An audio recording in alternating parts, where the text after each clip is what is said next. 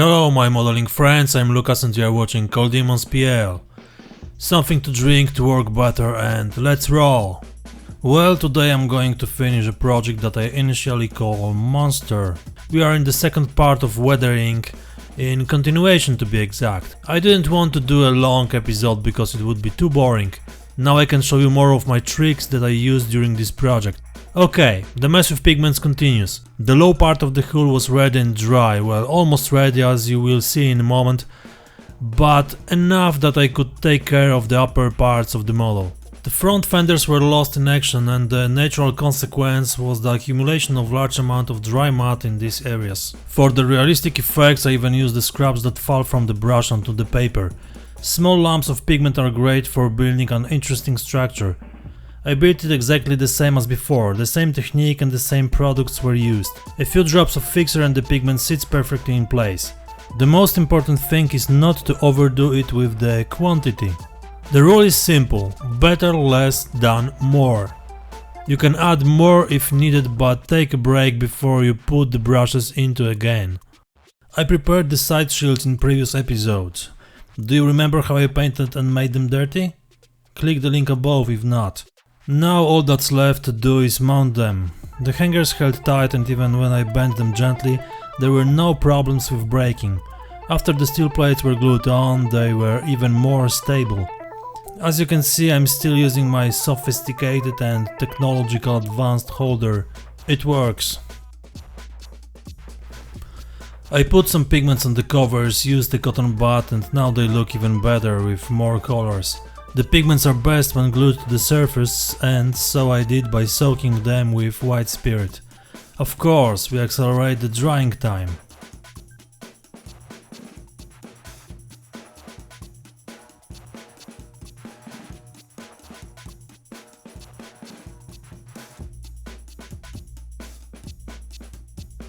After a few minutes the pigment lumps are already dry. They look great. And another interesting concept for detailing. I didn't make it up by myself, I found a picture on the internet with a wire wound around the wheel in a truck vehicle. It is also a real life idea. Looks great. The most important thing is that the wire should be in correct size. Let's play with pigments on the upper surfaces. I use the rule that dusting is used to increase the contrast between the individual elements of the model. Here you can see exactly how I applied the pigment around the hatch, how much the visual perception of the surface is changing. I remove the excess of the pigment with a soft brush. I do the same in nooks and crannies where the dust naturally collects on real vehicles. Nobody goes there or wipes the surface with a uniform or equipment. Sometimes you can even throw lumps like the one you saw on the front plate. The dried blades of grass will do the job too, but maybe next time. We also dust other elements and surfaces. A tarpaulin to unify it with the rest of the vehicle, the sides of the hull and whatever else you want. There is nothing to be afraid of unless we assume that the model will be constantly touched with bare fingers. And remember that only a builder can do this. We go back to the chassis. Click the link above to check how to paint the trucks. And the lower hull needs a little more love. It must be wet, even more. Then I will be happy. How to do it? It's very easy. A few drops of wet effects from MIG Productions White Spirit and you're done. My mix is dirty because I used a brush to apply pigments, but it doesn't matter. How we apply this mix to the model is not so important. Just remember it should be relatively random. I was snapping like a cigarette, but I was also painting it in normal way. And now the question, how to put it all together. Hull, wheels and side covers. It's known that such a vehicle gets dirty, so you have to keep a consistency and dirty all these elements in some logical way. A little wet on the wheels, here we can play. I assumed in advance that only the edges would be wet. Further side covers. No craziness, only a little speckling to add some fine spots and it's ready. Now it's time to put the trucks on. Well, it wasn't easy to record this job because the weight of the trucks and the side shield mounted before were also not a good option and I should add them after trucks mounting. Well, it finally works and looks stunning.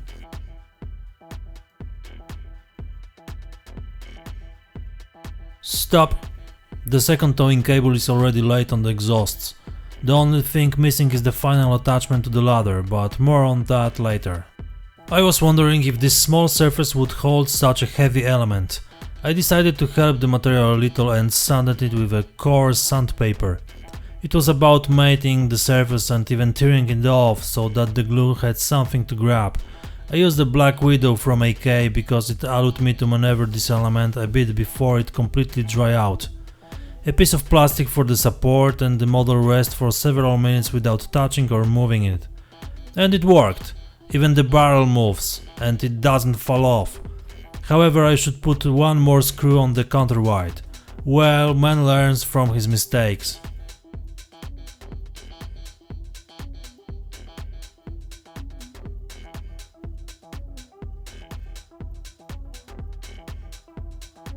The most important parts are already installed and it's a bit of a different job now.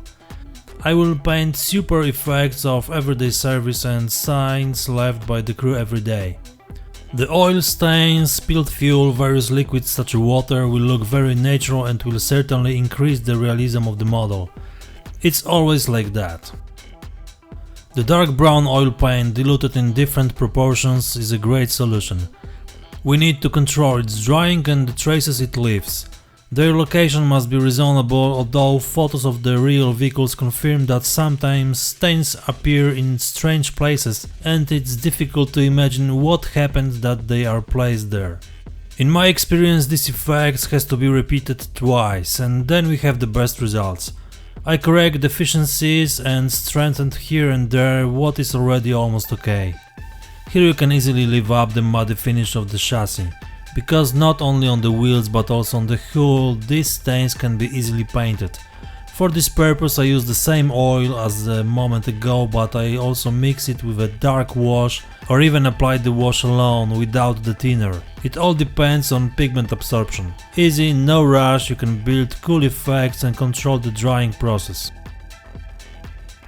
When we are at the chassis, a few screws can be colored with a pencil, just like here. Now the exhaust fumes. A black makeup with pigments without fixing to maintain the proper texture.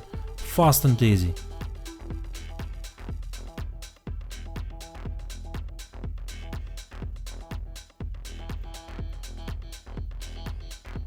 After all, I haven't forgotten the gloves.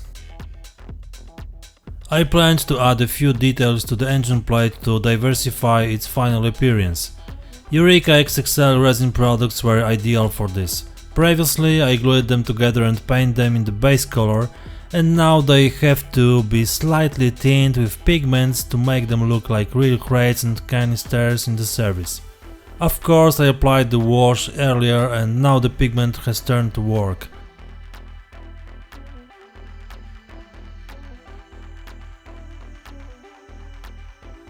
The chain is also a necessary element on my models. I prepared a solid piece by soaking it in burnishing fluid. Now I cut off only the pieces I need and adjust to my kits. I won't make too much on it, so I will stain it with pigment to tone down the rusty color. It's perfect for tying towing cables as I mentioned earlier. And I will also hang one piece on the left side. And now the wire. Do you remember how I said that its thickness on the model is very important? In my opinion, nothing worse than too thick wire that will spoil the whole effect. And even super painting won't be as important as that damn wire which has the thickness of the entrance rope. I have these wires from some electronics cable. I roll them up and put them in a cup with blackening liquid. There is one downside of this fluid. It weakens the wire and therefore tears easily during work. But it can be repaired and after look even more realistic. The small holders were added exactly for this purpose. Remember about some random arrangement and not to hang it in places where the crew would have problems with moving on the vehicle. This is probably not up for discussion. And thanks to the burnishing liquid I didn't have to paint it. Generally it was dark brown, but even where it was silver, I left it because the time spent on painting is not worth the effect. The wire is just too thin. Blasphemy, but that's what I do. The bars of the light guns were polished with a metallic finish.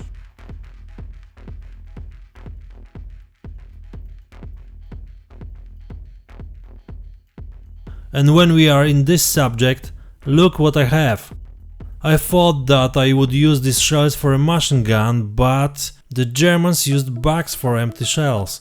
They look great, but I will leave them for some other project. Well, but 20mm shells are must-use items. Just take a look. It's a pure perfection. Each of them was washed and that's enough. I had done this before and it works. No painting is needed.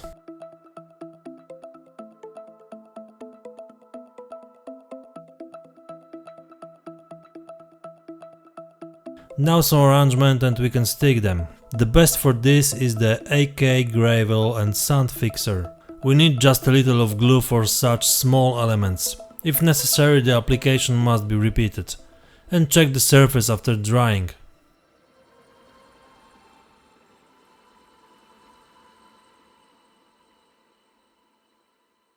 Now a bit of polishing with a pencil and creating a metallic finish on the edges. Nothing big and I recommend to use the pencil with moderation.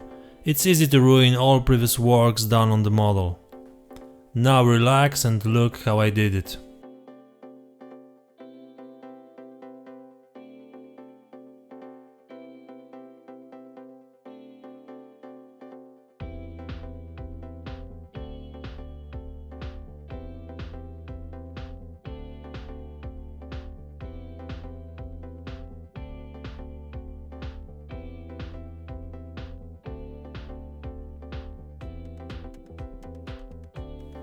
Wake up!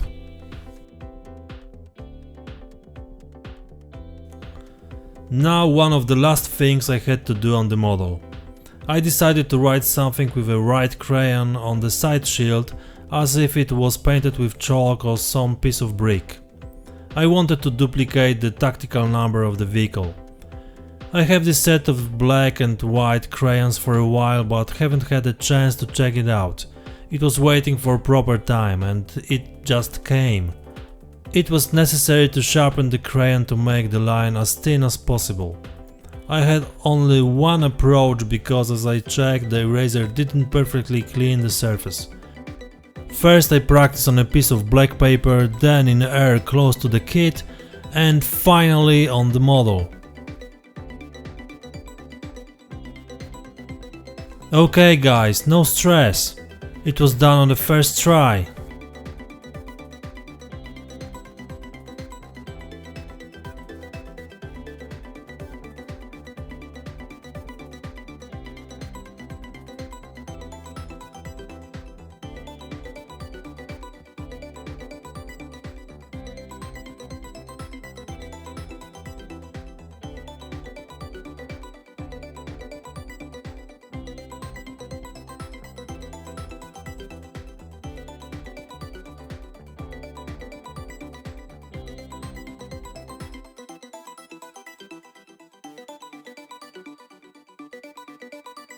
A few brush strokes to align with the paint and it's ready. Looks great to me. The lettering is even and pretty nice. Someone did a good job. Well, that would be all when it comes to the model itself. But I wouldn't be myself if I didn't add figures. Thanks to Alternity Miniatures I was able to add super figs that perfectly match the what if atmosphere. I decided to use 4 figures. 3 soldiers and 1 kid, all in gas masks. They are really unique and after replacing the heads you can use them in the standard diorama.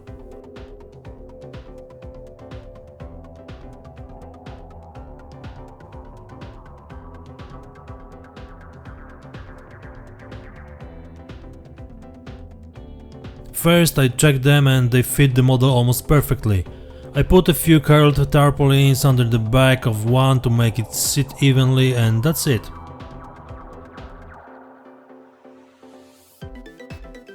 I'm not a figure painter to brag about my painting skills, so here only a summary of the work without going into details. I painted all the figures with acrylics. A large review of all the figurines I have from Alternity is at the link above.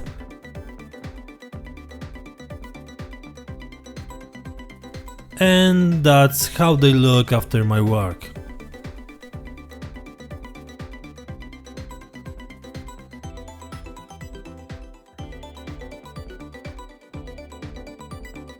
Okay, now a bit relaxed atmosphere and some backstage shots to show how it all is done when the camera is not pointed exactly at your hands.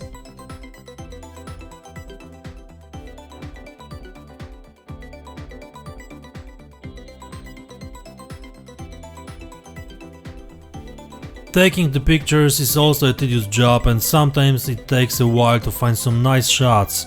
What's more, here the model is really big and it was hard to cover it with the frame.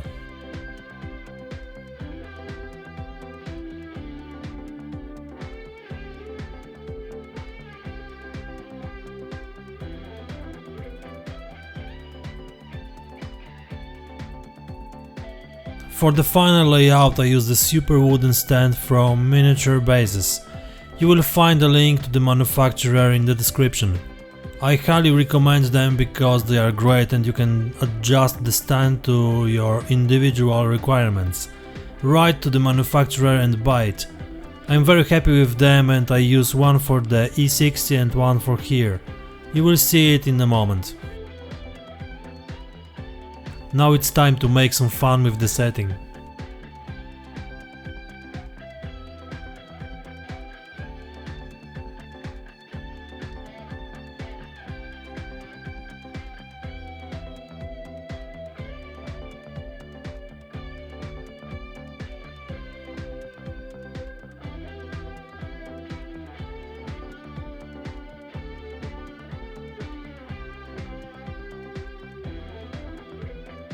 And now, ladies and gentlemen, both models side by side.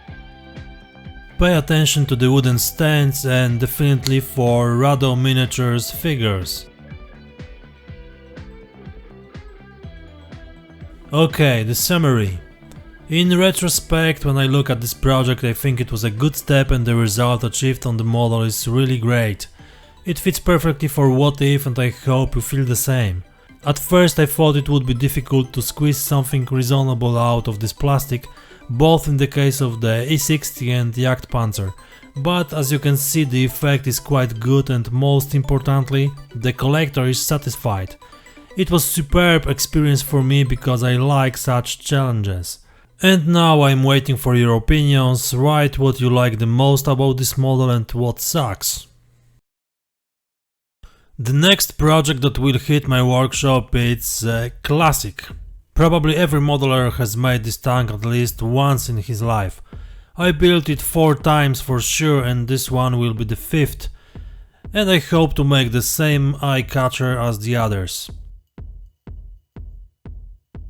And that's all I have for you today. If you like this video, don't forget to click like button. Be sure to check out my Instagram because there you will find interesting photos from my collection. It's also worth visiting my blog and reading a few short articles about my models. Do I need to remind you to subscribe to the channel and write comments? I think so. So, before ending of this video, click the subscribe button and write a few words of comment. Take a look at the other videos I've posted so far and check out the channel next Monday. Cheers!